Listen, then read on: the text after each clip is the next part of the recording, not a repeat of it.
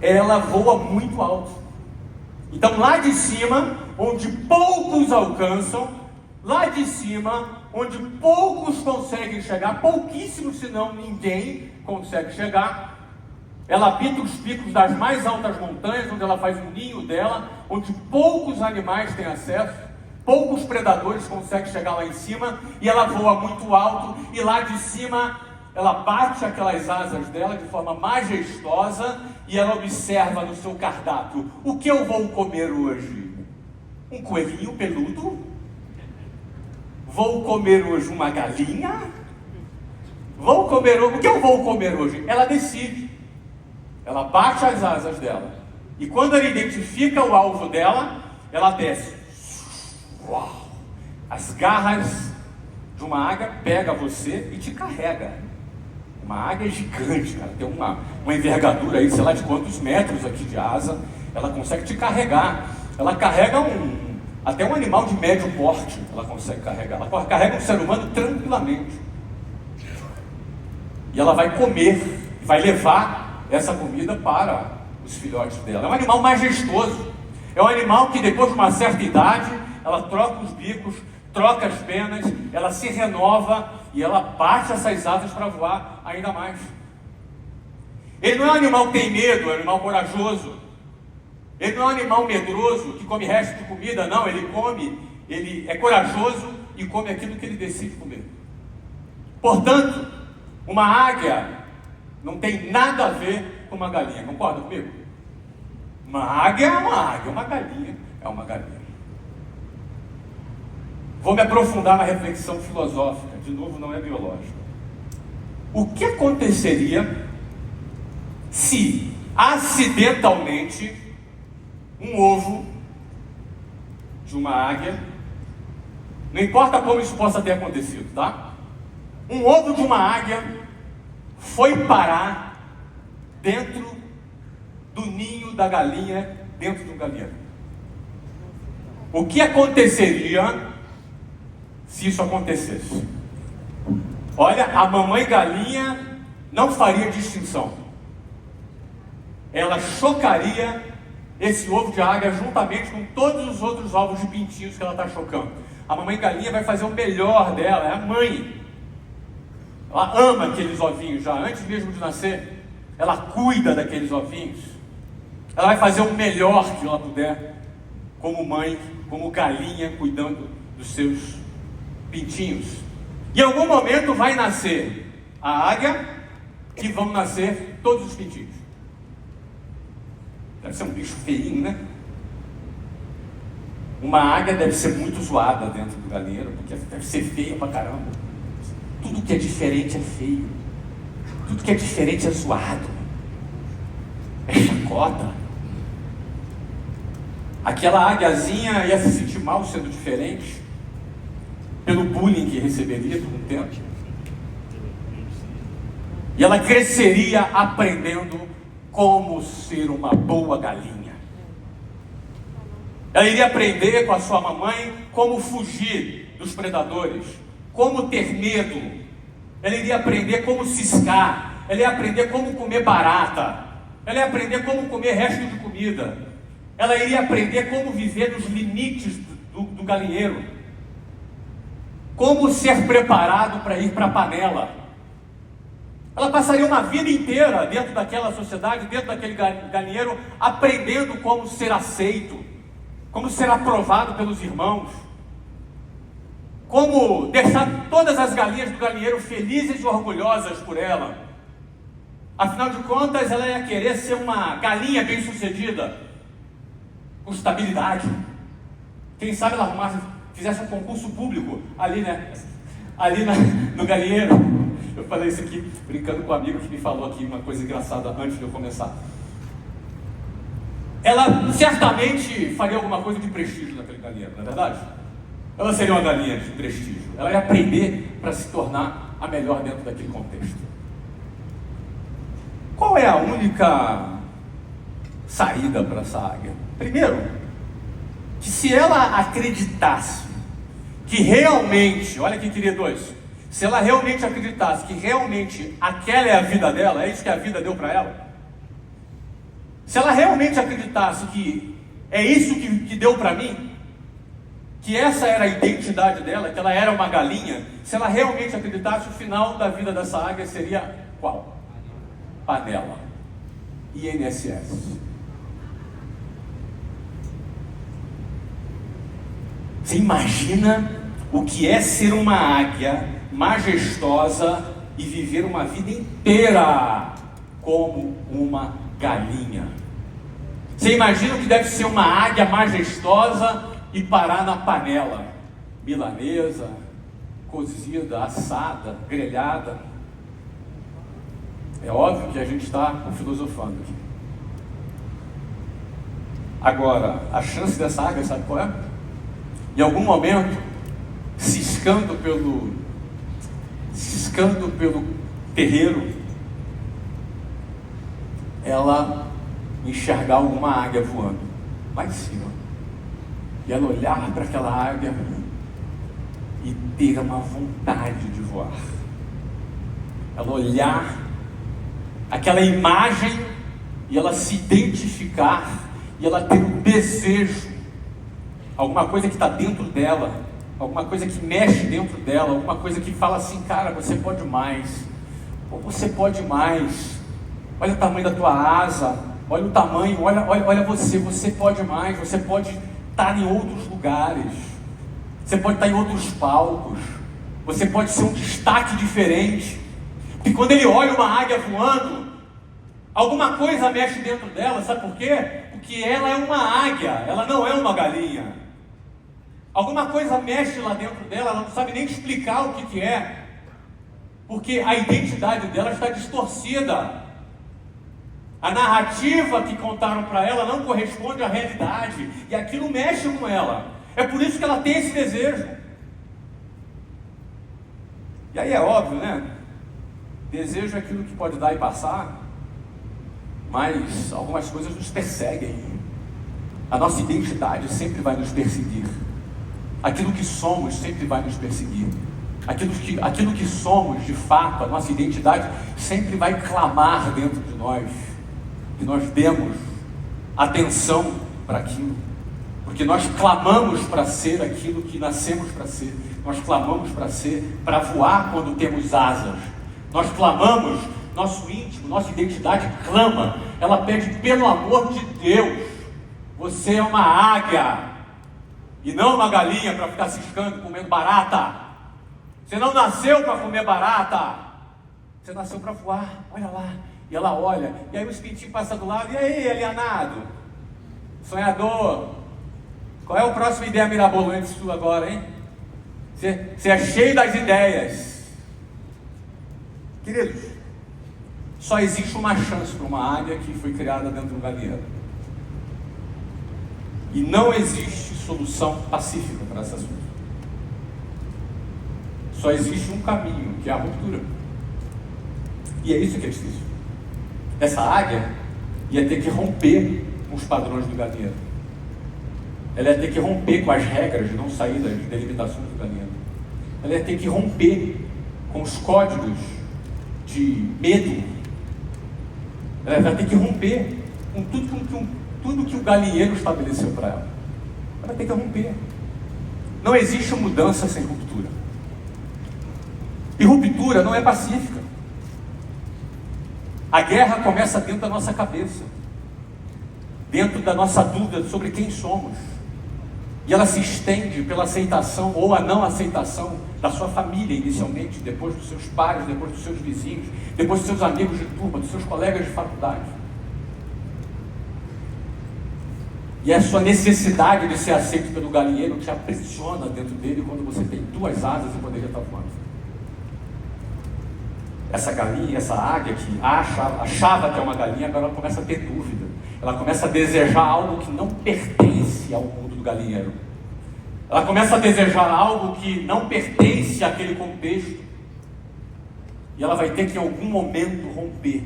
Ela vai ter que em algum momento falar assim: olha, eu estou saindo, eu vou subir no alto de uma montanha. Eu preciso ir lá no topo de uma montanha. Eu preciso ir lá no topo de uma montanha e saber quem eu sou. Eu quero saber se eu vou ter coragem de pular. Eu quero saber se eu vou ter coragem de bater minha asa ou não. E aí ela vai falar isso para 10 amigos. E adivinha, os 10 vão aprovar ou reprovar? Reprovar.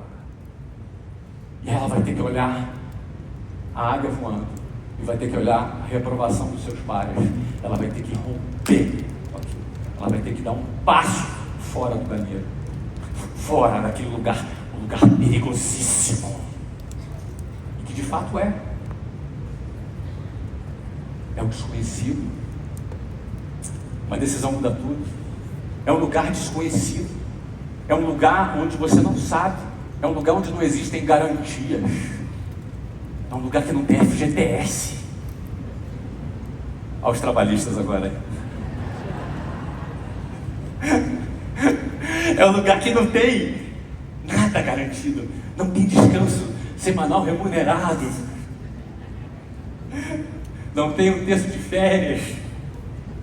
Ai, que lugar é esse? Que lugar perigoso, meu Deus do céu! Como fora do galinheiro é perigoso, mas eu tenho que enfrentar, porque eu preciso saber quem eu sou, quem você é. Se você é uma águia, uma galinha, alguém tem que decidir quem você é. Você precisa ter convicção.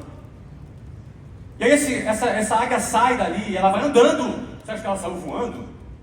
Voar? Não, ainda não. Ela tem tudo para voar, mas ela não voa. Ela vai ter que ir andando, vai ter que subir a montanha andando, vai ter que encarar predadores, vai ter que ver algumas galinhas que tentaram sair mortas pelo caminho. Várias, 80% das empresas quebram antes de completarem 10 anos. E até o ponto que ela vai chegar no topo daquela montanha. Lá no topo daquela montanha, ela vai ter que decidir se ela vai saltar ou não vai saltar. Eu imagino que algumas águias cheguem no topo de uma montanha, chegam na pontinha e falam assim: vou voltar para o galinheiro. E volta. Ou algumas até tentam pular, mas não pula com muita convicção e cai ali pelas pedras, ali se machuca. Mas quem é águia, e se é uma águia, e quase sempre somos, porque temos uma mente que é mais potente do que a maior inteligência artificial, pelo menos até hoje, do que os supercomputadores, pelo menos até hoje, aquela águia vai ter que saltar. E se ela salta, na hora que ela bate a asa dela, imagina qual é o sentimento da primeira batida da asa e quando a águia sente: eu posso voar. Imagina como é.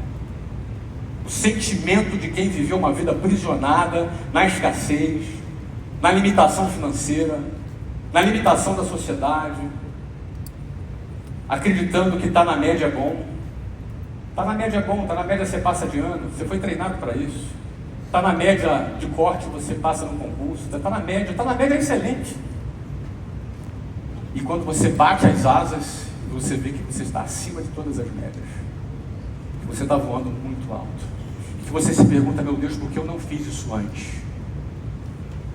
Por que eu vi muitos fazendo e eu nunca fiz e agora eu estou fazendo? E você bate, imagina a satisfação.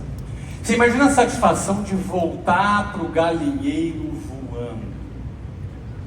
Eu lembro bem quando eu cheguei lá no bairro Jabu para visitar os meus pais com um carro bonitão.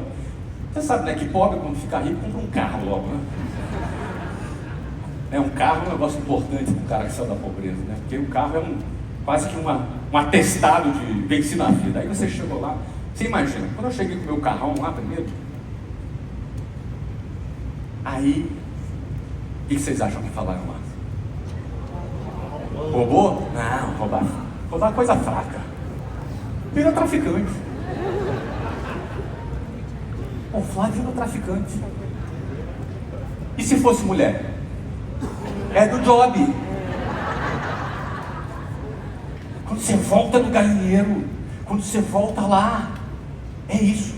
E aí, alguns ficam assim: ai meu Deus, fui reprovado de novo.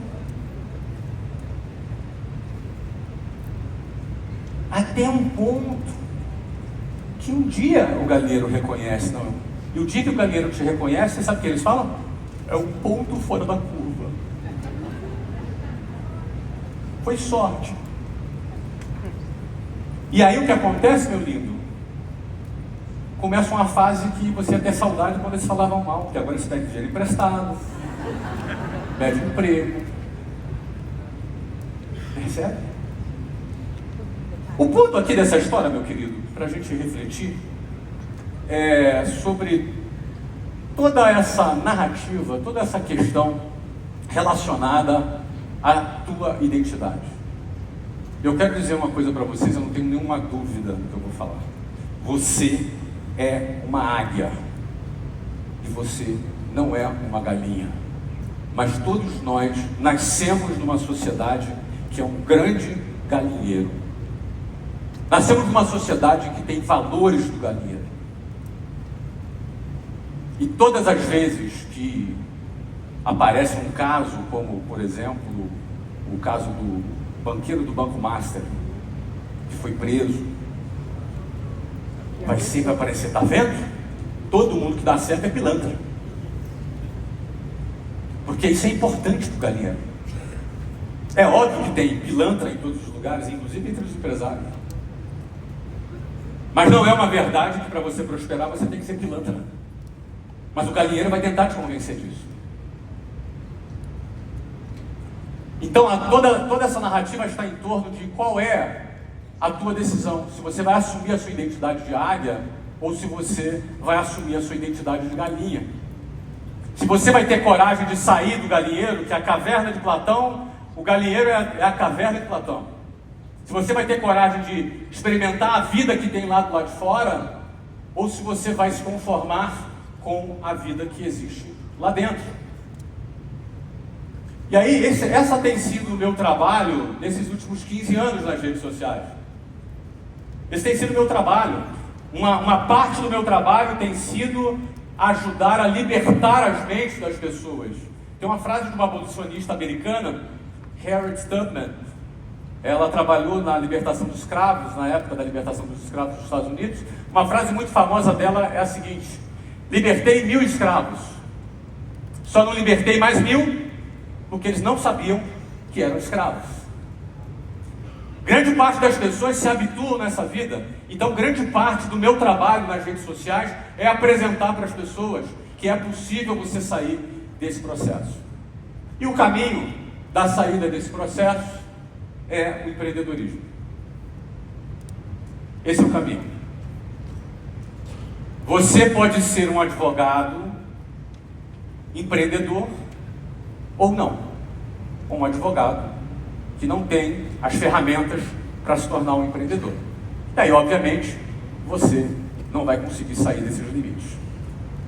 As ferramentas de um empreendedor são prospecção de clientes, marketing / vendas / prospecção de clientes. Eu tenho certeza que grande parte dos advogados se dedicam muito em serem bons tecnicamente. Isso é muito legal, mas não basta. Porque tem muito cara que tem menos técnica do que muitos e que ganham mais dinheiro, que vendem bem. Porque se prospectam bem clientes, se posicionam bem. É uma... E pode parecer injusto para alguns. Nossa, eu sou tão bom, eu tiro tão nota boa na prova, eu só tiro 10, eu sou ótimo, eu sei quase tudo da minha área, eu sou ótimo tecnicamente. Parabéns, mas ninguém te conhece. Ninguém te conhece. Você precisa ser tão bom tecnicamente. Joel J deve ter falado isso para vocês, porque é uma área onde ele é um dos maiores especialistas do Brasil. Você precisa ser conhecido. O mais conhecido vence o melhor. Frase do Joel J. O mais conhecido vence o melhor. Ou seja, é preciso aparecer, é preciso se posicionar. E nós estamos hoje vivendo um momento, e aí eu vou falar aqui um pouco da minha visão de futuro. Lembra que eu entrei na internet 15 anos atrás com uma visão. Eu vou dar para vocês uma nova visão de internet aqui. É o meu lado profeta. Eu quero dizer um negócio para vocês. Quem está na internet já percebeu que o CAC aumentou. Quem percebeu que está mais caro falar na internet? Pois é. A minha notícia para você é que vai piorar e muito. Vai piorar e muito. E eu te provo. Número 1, com a reforma tributária, agora chegou a vez de tributarista. Com a reforma tributária, o Meta já anunciou que vai repassar alguns impostos que ele estava absorvendo. A partir do dia 1º de janeiro de 26, 12,5% vai ser repassado para todos os anunciantes. Portanto, 12,5% mais caro você utilizar as plataformas digitais da Meta. Isso só no Brasil por conta da